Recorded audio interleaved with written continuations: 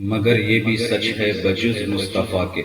کیا بات ہے؟ نبی سارے محبوب ہیں خدا کے، مگر یہ بھی سچ ہے بجز مصطفیٰ کے۔ حبیب خدا اگر دونوں عالم کا دلبر، نہ پہلے تھا کوئی نہ اب ہے نہ ہوگا۔ حبیب خدا دونوں عالم کا دلبر، نہ پہلے تھا کوئی نہ اب ہے نہ ہوگا۔ زلیخا تھی جس پہ فدا جان و دل سے، کیا بات ہے؟ زلیخا تھی جس پہ فدا جان و دل سے، وہ یوسف بہت خوبصورت تھے لیکن رخ مصطفیٰ سے حسین رخ روئے انور، نہ پہلے تھا کوئی نہ اب ہے نہ ہوگا۔ کیا بات ہے؟ سبحان اللہ۔ رخ مصطفیٰ سے حسین روئے انور، نہ پہلے تھا کوئی نہ اب ہے نہ ہوگا۔ بڑائی میں پرنم وہ بادس خدا ہیں، شہ انبیاء ہیں شہ دوسرا ہیں۔ بڑائی میں پرنم وہ بادس خدا ہیں، شہ انبیاء ہیں شہ دوسرا ہیں۔ بشر ان کے رتبے کا اللہ اکبر، نہ پہلے تھا کوئی نہ اب ہے نہ ہوگا۔ بشر ان کے رتبے کا اللہ اکبر، نہ پہلے تھا کوئی نہ اب ہے نہ ہوگا۔ اس کرم کا کروں شکر کیسے ادا، اس کرم کا کروں شکر کیسے ادا، جو کرم مجھ پہ میرے نبی نے کر دیا۔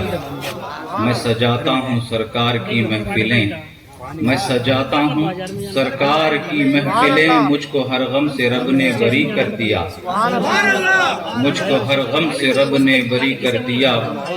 ذکر سرکار کی ہیں بڑی برکتیں، ذکر سرکار کی ہیں بڑی برکتیں، مل گئیں راحتیں عظمتیں رفعتیں، مل گئیں راحتیں عظمتیں رفعتیں۔ میں گناہگار تھا بے عمل تھا مگر، میں گناہگار تھا بے عمل تھا مگر، مصطفیٰ نے مجھے جنتی کر دیا۔ لمحہ لمحہ ہے مجھ پہ نبی کی عطا، دوستو اور مانگوں میں مولا سے کیا۔ لمحہ لمحہ ہے مجھ پہ نبی کی عطا، دوستو اور مولا سے مانگوں میں کیا۔ کیا یہ کم ہے کہ میرے خدا نے مجھے اپنے محبوب کا امتی کر دیا۔ حدیث شریف ہے، پیارے آقا علیہ الصلوۃ والسلام فرماتے ہیں، ذکر الانبیاء عبادت، نبیوں کا ذکر کرنا عبادت ہے۔ وہ ذکر الصالحین کفارۃ من الذنوب، اور اولیاء اللہ کا ذکر کرنا گناہوں کا کفارہ ہے۔ جب ہم نبیوں کا ذکر کرتے ہیں عبادت کا ثواب ملتا ہے، اور جب ہم ولیوں کا ذکر کرتے ہیں تو ہمارے گناہ جھڑ جاتے ہیں، گناہ معاف ہو جاتے ہیں۔ تو حاضرین محترم، سرکار نے کیا فرمایا؟ نبیوں کا ذکر کرنا عبادت ہے، جبکہ ہمارے اور آپ کے پیارے نبی کیا ہیں؟ صرف نبی نہیں ہیں، افضل الانبیاء ہیں، کیا بات ہے؟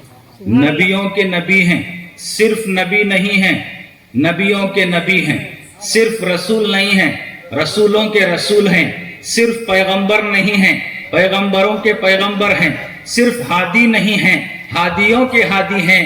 جب سارے نبیوں سے آپ افضل ہیں تو آپ کا ذکر کرنا کتنی بڑی عبادت ہے، آپ کا ذکر سننا کتنی بڑی سعادت کی بات ہے۔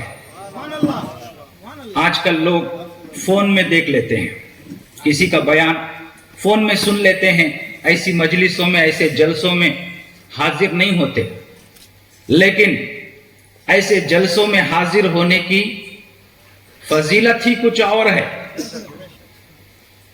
فون میں دیکھنے سے وہ فضیلت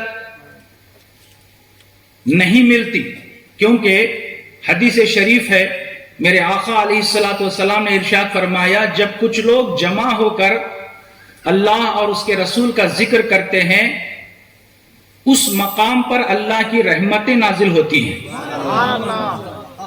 اور میرے آقا فرماتے ہیں کہ رحمت کے فرشتے جب ایسی مجلسوں کے پاس سے گزرتے ہیں جہاں پر اللہ اور اس کے رسول کا ذکر ہوتا ہے، تو وہ رحمت کے فرشتے ایسی مجلسوں میں، ایسے جلسوں میں، ایسی محفلوں میں جتنے بھی لوگ بیٹھے ہوئے ہوتے ہیں ان سارے لوگوں کو وہ رحمت کے فرشتے اپنے رحمت کے پروں سے ڈھانپ لیتے ہیں۔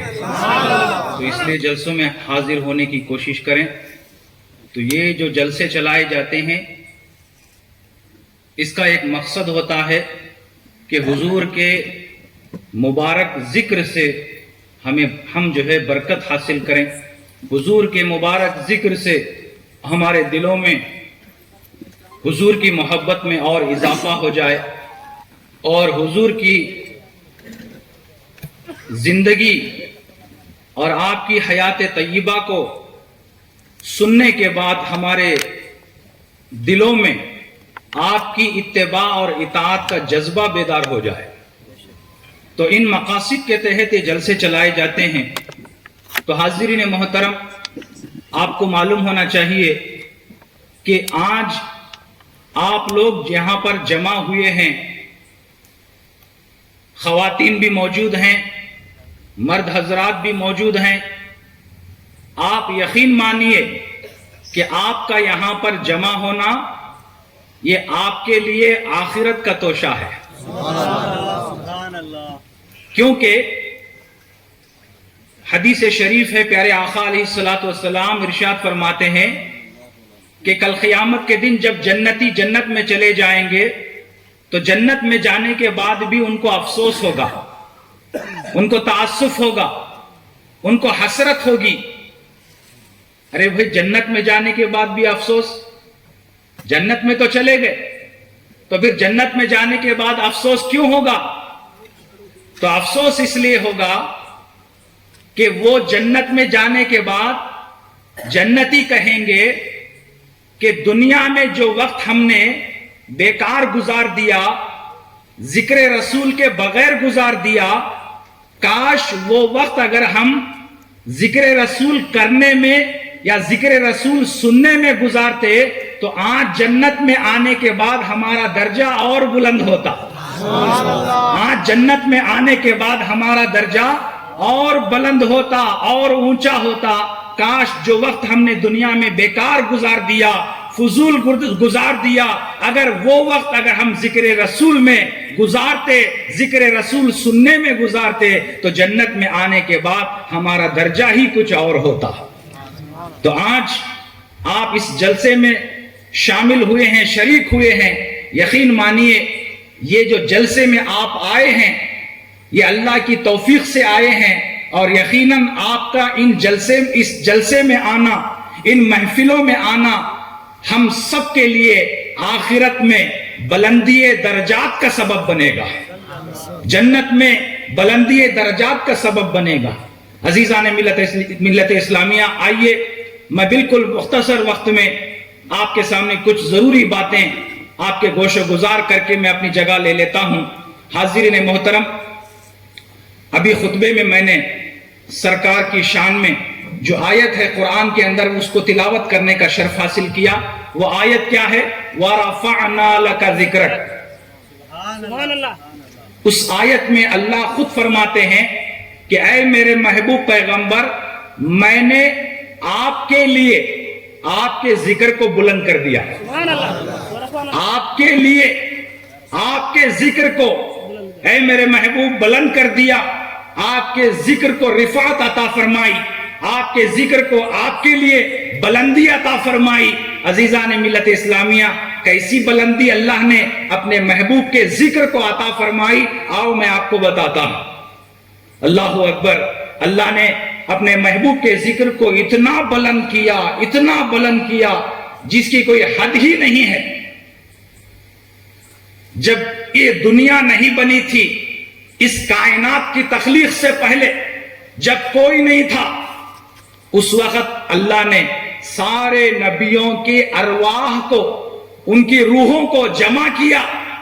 1,24,000 کم و بیش پیغمبروں کی ارواح کو اللہ نے روز اول میں جمع کیا، جمع کر کے ان انبیاء کی ارواح سے وعدہ لیا کہ اے میرے نبیوں کی ارواح، ایک نبی آخری زمانے میں آنے والے ہیں، اگر وہ تمہارے دور میں اگر آ جائیں یا تم ان کے دور میں پیدا ہو جاؤ تو تم اس وقت نبی نہیں رہو گے، ان کے امتی رہو گے۔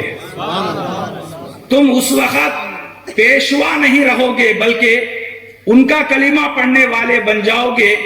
اے میرے انبیاء کی ارواح، تم محمد عربی جب بھی تمہارے زمانے میں آئیں یا تم ان کے زمانے میں پیدا ہو جاؤ تو تم ان کی مدد کرنا، ان کی نصرت کرنا۔ اللہ نے سارے نبیوں کے ارواح سے یہ وعدہ لیا۔ تو بزرگان دین فرماتے ہیں اسی وقت سے حضور کے ذکر کی بلندی شروع ہو گئی۔ اللہ نے اسی وقت سے حضور کے ذکر کو رفعت عطا فرمائی۔ آپ کے ذکر کی بلندی کا آغاز اسی وقت سے شروع ہو گیا۔ اللہ اکبر۔ آج بھی حضور کی ذکر مبارک کی رفعت آج بھی ہے، کل قیامت میں بھی رہے گی، اور قیامت کے بعد جنت میں بھی آپ کی جو ہے شان کا جو ہے بول بالا ہوگا۔ تو حاضرین محترم، آپ دیکھیے اللہ نے حضور کی رفعت کو جو ہے حضور کو کیسی رفعت عطا فرمائی، اللہ نے آپ کے ذکر کو کیسی بلندی عطا فرمائی۔ آپ دیکھتے ہیں کلمہ ہے لا الہ الا اللہ محمد الرسول اللہ۔ اگر کوئی یہ کلمہ پڑھ لیتا ہے تو وہ ایمان والا ہو جاتا ہے، لیکن اگر کوئی ایسا مسلمان ہے جو صرف لا الہ الا اللہ پڑھتا ہے، محمد الرسول اللہ نہیں پڑھتا، وہ مسلمان ہو نہیں سکتا۔ مسلمان ہونے کے لیے لا الہ الا اللہ کے ساتھ ساتھ محمد الرسول اللہ بھی پڑھنا ضروری اور لازمی ہے۔ اللہ اکبر۔ اللہ نے اپنے رسول کے ذکر کو کیسی رفعت عطا فرمائی کہ جہاں جہاں خدا کا ذکر ہو رہا ہے وہاں وہاں مصطفیٰ کا ذکر ہو رہا ہے۔ اللہ اکبر۔ عزیزان ملت اسلامیہ، اسی طرح آپ دیکھیے نماز ہے، نماز کس کے لیے بندہ پڑھتا ہے؟ اللہ کے لیے۔ تو ایک طرف بندہ ہے اور ایک طرف خدا ہے، درمیان میں نماز ہے۔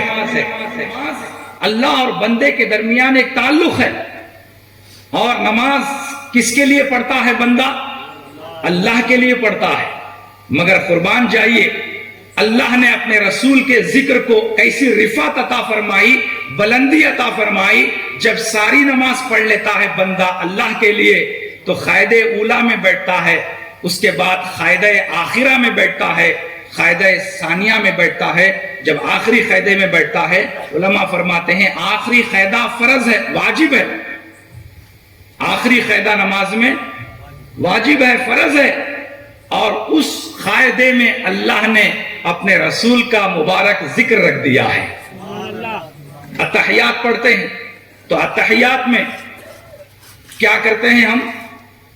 اتحیات پڑھنے کے بعد، تشہد پڑھنے کے بعد ہم کیا کرتے ہیں؟ السلام علیکہ ایہا النبی، نبی پر سلام پڑھتے ہیں، اور جب نبی پر سلام پڑھ لیے تو اس کے بعد نبی پر درود پڑھتے ہیں۔ اللہ اکبر۔ عزیزان ملت اسلامیہ، آپ غور کیجئے، نماز اللہ کے لیے پڑھی جا رہی ہے، اس میں تکبیر تحریمہ ہے، رکوع ہے، سجدہ ہے، قومہ ہے، جلسہ ہے، قاعدہ اولا ہے، قاعدہ آخرہ ہے، اور قاعدہ آخرہ فرض واجب ہے، اور اس قاعدے میں اللہ نے اپنے نبی پر سلام بھیجنا رکھ دیا، اور اس قاعدے میں اللہ نے اپنے نبی پر درود بھیجنا رکھ دیا۔ نماز کا اختتام نماز کا کمال ہے، اور نماز کا کمال نبی پر درود بھیجنا ہے۔ اللہ اکبر۔ اللہ نے اپنے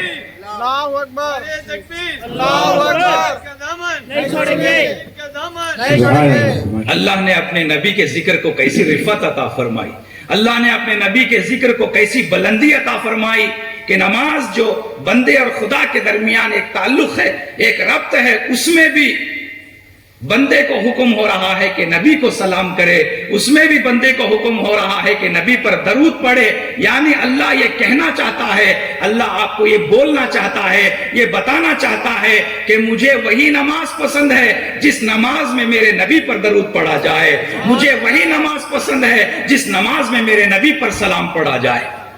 اللہ اکبر۔ ایسی نماز جس میں درود نہ ہو، ایسی نماز جس میں سلام نہ ہو، اگرچہ کہ وہ نماز ہے مگر میری بارگاہ میں قابل قبول نہیں ہے، اسی نماز کو اللہ قبول کرتا ہے جس نماز میں نبی پر درود و سلام پڑھا جائے۔ تو حاضرین اکرام، آئیے جب اتنی بات ہم درود و سلام کی سن رہے ہیں، ایک اور مرتبہ بلند آواز سے درود شریف پڑھ لیتے ہیں۔ اللہم صلی علی سیدنا محمد وعلی آل سیدنا محمد مبارک وسلم، صلاۃ و سلام علیک یا سیدی یا رسول اللہ۔ حاضرین محترم، میرے نبی نے کیا فرمایا؟ جس مجلس میں درود نہ پڑھا جائے وہ مجلس بدبودار مجلس ہے۔ سرکار فرماتے ہیں جس مجلس میں درود نہ پڑھا جائے وہ مجلس بدبودار ہے۔ اسی طرح میرے نبی فرماتے ہیں درود شریف کے تعلق سے کہ جو مسلمان درود پڑھنا بھول گیا وہ جنت کا راستہ بھول گیا۔ اسی طرح اور ایک حدیث میں میرے آقا فرماتے ہیں کہ جو مسلمان ساری زندگی کثرت کے ساتھ درود پڑھتا پڑھتا اپنی زندگی گزار دیتا ہے، میرے اور آپ کے پیارے آقا نے فرمایا جس کی ساری زندگی درود پڑھتے پڑھتے گزر گئی تو مرنے کا وقت قریب آیا تو میرے نبی فرماتے ہیں مرنے سے پہلے اسے جنت کی خوشخبری دی جاتی ہے۔ جنت کی خوشخبری اللہ تعالیٰ فرماتا ہے، کیوں؟ درود کی برکت سے۔ اللہ اکبر۔ تو حاضرین محترم، اپنی زندگیوں میں کثرت کے ساتھ آپ درود پڑھنے کی عادت ڈالیں، یہ ہمارے لیے بہت فائدے کی چیز ہے۔ اس سے کیا ہے؟ ہمارا ہی فائدہ ہے۔ آپ دیکھیے قرآن میں اللہ کیا فرماتا ہے؟ ان اللہ وملائکتہ یصلون علی النبی۔ کیا مطلب اس کا؟ بے شک اللہ اور اس کے فرشتے درود بھیجتے ہیں نبی پر۔ نبی پر کون درود بھیج رہا ہے؟ خود اللہ درود بھیج رہا ہے نبی پر، خود اس کے نورانی فرشتے درود بھیج رہے ہیں۔ تو کیا ہمارے درود کی ضرورت ہے نبی کو؟ جب ان کا پیدا کرنے والا خود درود پڑھ رہا ہے، جب اس کے فرشتے درود پڑھ رہے ہیں، اور آپ کو معلوم ہونا چاہیے یصلون، صاحب بیٹھے ہوئے ہیں، عربی گرامر کے تعلق سے یہ مضارع کا صیغہ ہے یصلون۔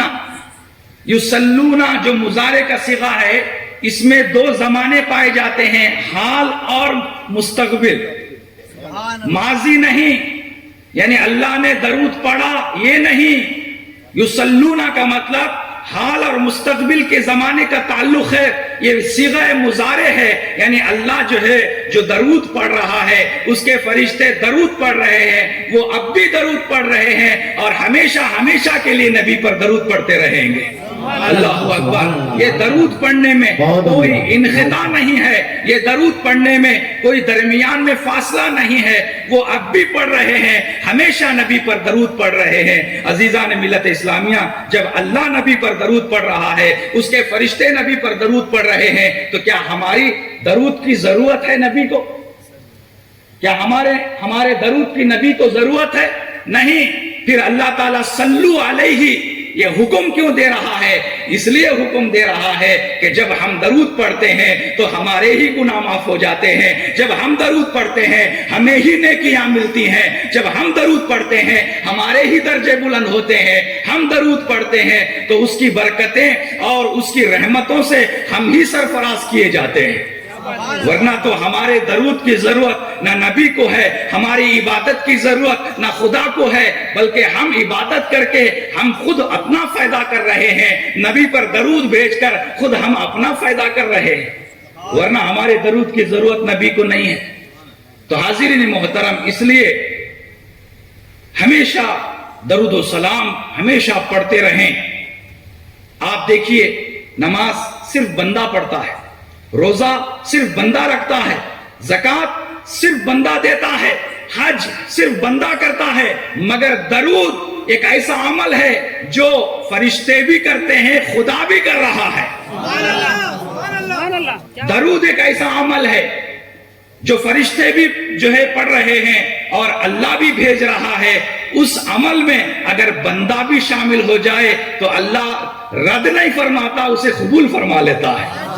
کوئی بھی عبادت ہو رد ہو سکتی ہے، مگر وہ عمل جس میں خود اللہ ہو، جس میں خود فرشتے شامل ہوں، ویسا عمل اگر بندہ کرے، اللہ تعالیٰ اس بندے کے عمل کو رد نہیں فرماتا بلکہ قبول فرما لیتا ہے۔ تو حاضرین محترم، اسی لیے ہمیشہ درود پڑھا کریں۔ آپ سے گزارش ہے ہر دن عصر سے لے کر مغرب تک درود کے دستر آپ بچھایا کریں، درود کے دستر بچھائیں۔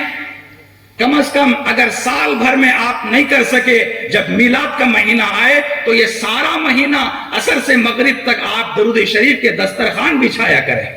حاضرین محترم، بس مختصر طور پر ایک حدیث شریف آپ کے سامنے بول کر میں اپنے بیان کو سمیٹ لیتا ہوں۔ حدیث شریف میں حضرت امام غزالی رحمت اللہ علیہ اپنی کتاب مکاشفۃ القلوب میں یہ حدیث نقل فرماتے ہیں کہ اللہ کے رسول صلی اللہ علیہ وسلم نے ارشاد فرمایا، ایک مرتبہ سبحان اللہ کہہ دیں۔ ہمارے اور آپ کے پیارے آقا نے ارشاد فرمایا کہ اللہ تعالیٰ نے ایک فرشتے کو پیدا کیا ہے، ایسا فرشتہ کہ اس کا سر اللہ کے عرش کے نیچے ہے۔ سبحان اللہ، اللہ کے عرش کے نیچے ہے، اور اس کے پیر تحت الثری میں ہیں، یعنی زمین کا جو آخری طبق ہے اس طبق میں اس فرشتے کے پیر ہیں۔ سر اللہ کے عرش کے نیچے ہے، اور ایک پر مشرق میں ہے تو دوسرا پر مغرب میں ہے۔ کیا بات ہے؟ اور اس فرشتے کو اللہ تعالیٰ حکم دیتے ہیں کہ اے میرے فرشتے، بحر رحمت میں غوطہ زن ہو جا، بحر رحمت میں غوطہ زن ہو جا۔ اور وہ فرشتہ اللہ کے حکم کو پا کر جب بحر رحمت میں غوطہ زن ہوتا ہے اور غوطہ لگا کر جب باہر نکلتا ہے وہ فرشتہ، اور اپنے پروں کو جھٹکتا ہے، اور اس کے پروں کے بارے میں احادیث میں آیا ہے کہ پوری دنیا میں جتنے مخلوقات ہیں اتنے تعداد میں اس کے پر ہیں۔ اللہ اکبر! اتنا بڑا فرشتہ جب بحر رحمت میں غوطہ زن ہو کر باہر نکلتا ہے اور اپنے پروں کو جھٹکتا ہے، اور اس کے پروں سے جو خطرات نکلتے ہیں، اللہ تعالیٰ اتنے خطرات کے تعداد میں اور فرشتوں کو پیدا کرتا ہے، اور ان سارے فرشتوں کو حکم دیتا ہے کہ میرے اس بندے پر رحمت بھیجو، میرے اس بندے کے لیے رحمت کی دعا کرو۔ اے میرے فرشتوں، جو بندہ میرے نبی پر درود پڑھتا ہے،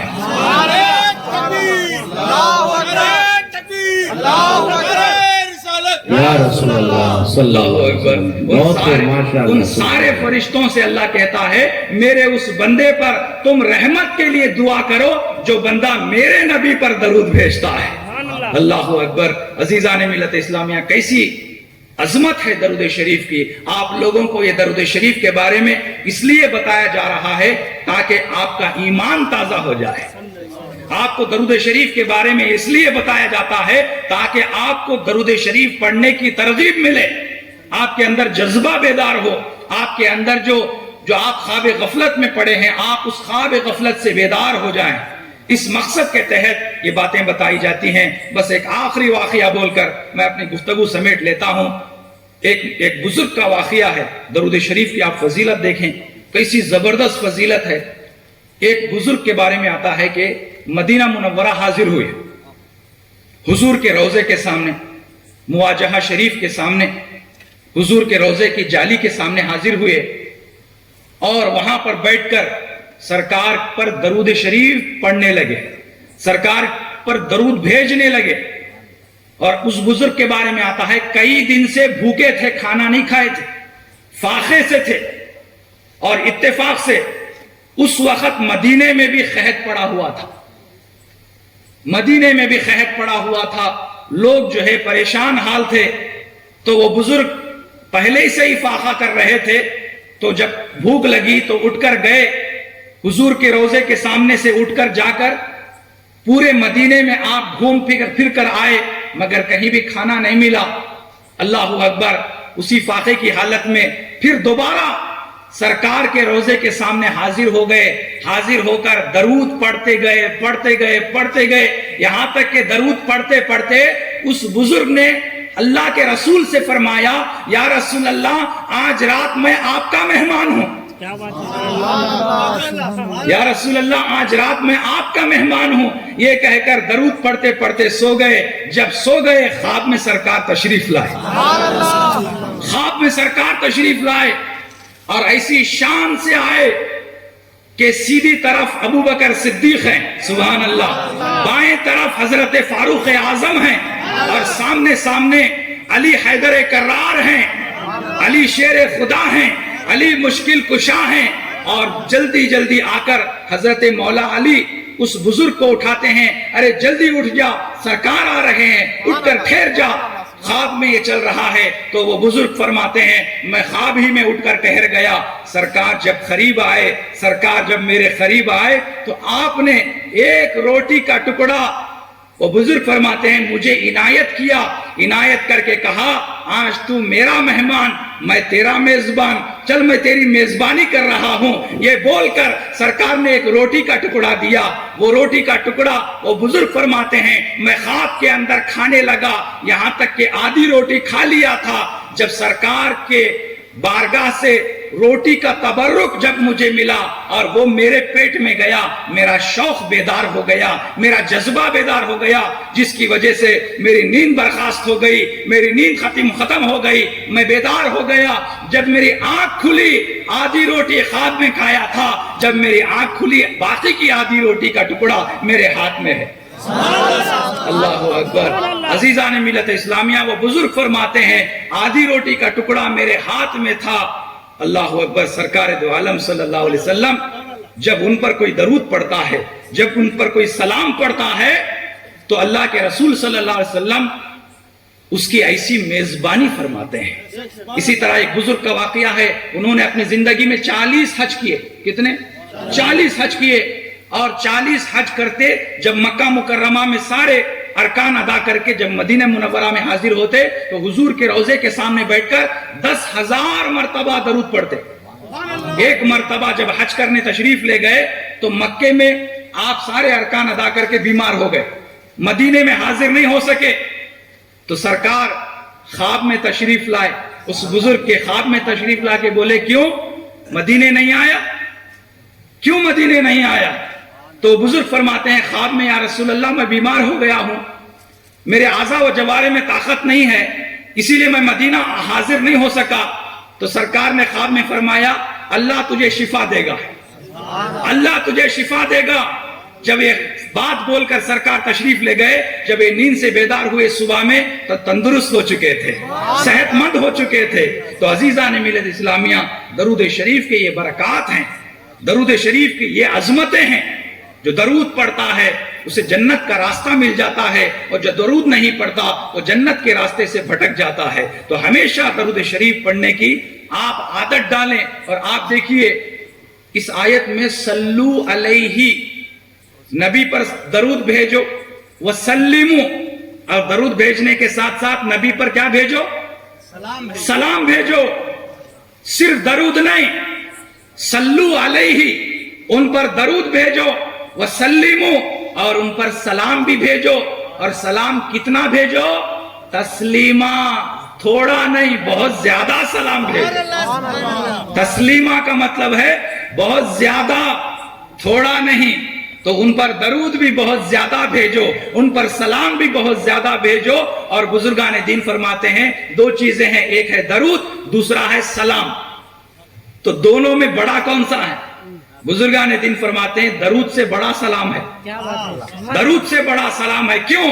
اس لیے کہ درود پڑھنے سے اللہ کی رحمت نازل ہوتی ہے، سلام بھیجنے سے نبی کا سلام آتا ہے، نبی کا جواب آتا ہے۔ تو حاضرین محترم، ایک عام آدمی کو ہم سلام کرتے ہیں السلام علیکم، تو کیا وہ جواب نہیں دیتا؟ ضرور دیتا ہے۔ جب ایک عام آدمی السلام علیکم کہتے ہیں تو وعلیکم السلام کہتا ہے، اور نبی پر سلام بھیجنے کا حکم ہے السلام علیکہ ایھا النبی کہہ کر جب ہم نبی کو سلام کرتے ہیں تو کیا ہم کو نبی جواب نہیں دیتے؟ یقیناً دیتے ہیں۔ میرے نبی نے فرمایا جو مجھ پہ درود پڑھتا ہے، حدیث ہے آپ فرماتے ہیں کہ جو مجھ پہ میرا امتی درود پڑھتا ہے اس درود کو میں اپنے کانوں سے سنتا ہوں، میں اپنے کانوں سے سنتا ہوں۔ اللہ اکبر۔ عزیزان ملت اسلامیہ، نبی پر آپ درود بھی پڑھیں، سلام بھی پڑھیں اور نبی سے والہانہ محبت بھی رکھیں. دن بدن اپنے دلوں میں نبی کی محبت کو بڑھاتے ہوئے چلے جائیں. ایسے جلسوں میں حاضر ہو کر برکتیں حاصل کرنے کی کوشش کریں اور اپنی ساری زندگی نبی کی اطاعت میں گزاریں، اپنی ساری زندگی نبی کی اتباع میں گزاریں. اللہ سبحانہ و تعالیٰ قرآن میں کیا فرماتا ہے؟ قُلْ إِن كُنتُمْ تُحِبُّونَ اللَّهَ فَاتَّبِعُونِي يُحْبِبْكُمُ اللَّهُ وَيَغْفِرْ لَكُمْ ذُنُوبَكُمْ. اللہ قرآن میں کیا فرماتا ہے؟ یہ آیت کا شان نزول یہ ہے کہ حضور کے زمانے میں جو یہودی تھے وہ اللہ کو مانتے، یہودی اللہ کو مانتا ہے، عیسائی اللہ کو مانتا ہے، مگر محمد عربی کو نہیں مانتا، ہمارے آقا کو نہیں مانتا. تو جب اللہ کی وحدانیت کی طرف اللہ کے رسول نے یہودیوں کو بلایا تو یہودی بولے سرکار سے کہ آپ کیا ہم کو توحید کا درس دے رہے ہیں؟ آپ کیا ہم کو اللہ کی محبت سکھا رہے ہیں؟ ہم تو اللہ سے محبت کرتے ہیں، ہم اللہ کو ایک مانتے ہیں، آپ ایسی نئی چیز ہم کو کیا سکھا رہے ہیں؟ جب یہ بات یہودیوں نے کہی، اللہ نے یہ آیت نازل فرمائی، قل اے میرے محبوب آپ ان یہودیوں سے کہہ دیجئے ان کنتم تحبون اللہ، اگر وہ مجھ سے محبت کرتے ہیں، فاتبعونی اے میرے محبوب وہ آپ کی اتباع کریں، وہ آپ کی اطاعت کریں. جب وہ آپ کی اطاعت کریں گے، آپ کو محمد رسول اللہ مان لیں گے، وہ آپ کی اتباع کریں گے، اس کے نتیجے میں یحببکم اللہ. تو اللہ سبحانہ و تعالیٰ فرماتا ہے اگر وہ مجھ سے محبت کرتے ہیں میں ان سے محبت نہیں کروں گا، مگر جب وہ آپ کی اتباع کر لیں گے اس کے نتیجے میں ان سے محبت کروں گا. اور ان سے محبت نہ صرف ان سے محبت کروں گا بلکہ ان کے گناہوں کو بھی بخش دوں گا، ان کی خطاؤں کو بھی جو ہے میں معاف کر دوں گا. تو عزیزان ملت اسلامیہ، اس سے ہمیں یہ معلوم ہوا کہ اگر کوئی صرف اللہ کو چاہتا ہے اللہ اسے نہیں چاہتا. اللہ کو کوئی چاہتا ہے تو اللہ اسے نہیں چاہتا. اگر حضور کو کوئی نہیں چاہتا تو اللہ بھی اسے نہیں چاہتا. تو ہمارے لیے ضروری کیا ہے؟ ہم جہاں اللہ کو چاہیں وہاں ہم رسول اللہ کو بھی چاہیں، جہاں ہم اللہ کو مانیں وہاں رسول اللہ کو بھی مانیں، تب جا کر ہم مسلمان ہو سکتے ہیں. تو حاضرین محترم، ان باتوں پر آپ عمل کرنے کی کوشش کریں، ہمیشہ درود و سلام پڑھنے کی کوشش کریں اور اپنے بچوں کی تربیت کریں، ان کی اصلاح کریں. جب بھی آپ درود پڑھنے بیٹھیں اپنے بچوں کو ساتھ لے کر بیٹھیں، ان کو بھی درود پڑھنا سکھائیں. ایسا نہیں کہ آپ درود پڑھ رہے ہیں صرف آپ پڑھ لیے، نہیں، بچوں کی تربیت اس وقت ہوگی جب آپ درود پڑھیں، آپ اپنے بچوں کو لے کر درود پڑھیں. اسی طرح سرکار کی زندگی کے بارے میں اگر آپ جو ہے اپنے اولاد کو سکھانا چاہتے ہیں، سیرت کی کوئی کتاب لے کر روزانہ 1 صفحہ 2 صفحے اپنے بچوں کو سنایا کریں، ان کو بتایا کریں. آج لوگ کہتے ہیں کیا صاحب قبلہ یہ ہم بتائیں سرکار کے بارے میں، یہ بتائیں. آج کچھ اور بتایا جا رہا ہے، فون بتایا جا رہا ہے، ٹی ویاں بتائی جا رہی ہیں، اسکولوں میں ڈانس کرانا سکھایا جا رہا ہے. عزیزان ملت اسلامیہ، کسی ناچنے والی کی کنیز مت بناؤ اپنی بیٹی کو، خاتون جنت کی کنیز بناؤ. کسی ناچنے والی کی باندی نہ بناؤ اپنی بیٹیوں کو، خاتون جنت بی بی فاطمہ الزہرا کی باندی بناؤ. تو اپنے بچوں کی تربیت کرو، اپنے ساتھ اپنے بچوں کی تربیت کرو، ان کی بھی اصلاح کرو، کیونکہ آج کے بچے کل کے بڑے ہیں. تو حاضرین محترم، آج ہم ایک زمانے میں ہم بچے تھے، آج بڑے بن گئے، اسی طرح آج جو بچے ہیں آنے والے زمانے میں وہ بڑے بن جائیں گے. حاضرین محترم، اپنے بچوں کو اگر آپ صحیح ڈھنگ سے تربیت دیں گے تو انشاءاللہ یہ بچے بڑے ہو کر آپ کے لیے ثواب جاریہ بنیں گے.